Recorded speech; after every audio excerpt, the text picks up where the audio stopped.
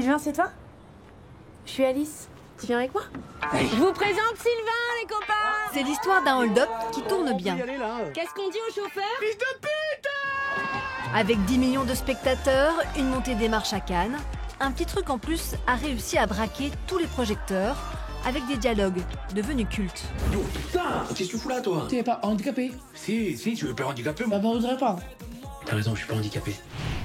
Derrière ces répliques se cachent des hommes de l'ombre, comme Milan Mauger, co-scénariste qui réussit à faire rire sur le handicap sans se moquer. On n'avait pas envie de rire d'eux, mais de rire avec eux, et finalement, ils se révèlent plus intelligents que les moniteurs en les grillant assez vite, et du coup, découle de là une amitié, un secret entre le personnage de Polo et Arnaud, et une amitié entre eux. Je suis ton copain et c'est toi le plus meilleur. Cool. Et très proche, là. Pour rester sincères et très proches justement de leur sujet, Milan Mauger et ses compères se sont inspirés des acteurs et surtout de leur fantaisie. On s'est jamais donné de barrière avec eux. On s'est dit vraiment qu'on pouvait rire de tout le monde. D'ailleurs, au départ, par exemple, le personnage de Ludovic, on s'est dit que il y a des cons partout.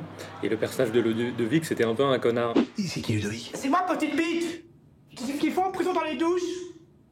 Pardon? Et en fait, au casting, il était tellement sympa qu'en fait, finalement, son personnage est devenu sympathique. Et c'est ça aussi qui fait qu'on est tout le temps avec eux et pas contre eux, parce que finalement, ceux qui ont le plus mauvais rôle, c'est les valides. Aujourd'hui, Milan continue d'écrire, mais cette fois, une comédie d'aventure pour une série de France 2, en espérant avoir été repéré dans ce très petit milieu. Je pense que je vais être plus facilement identifiable par les professionnels. Après, pour l'instant, comme tous les projets que j'avais initiés, ils étaient déjà en cours. Finalement, je pense que c'est maintenant que je vais vraiment voir la différence.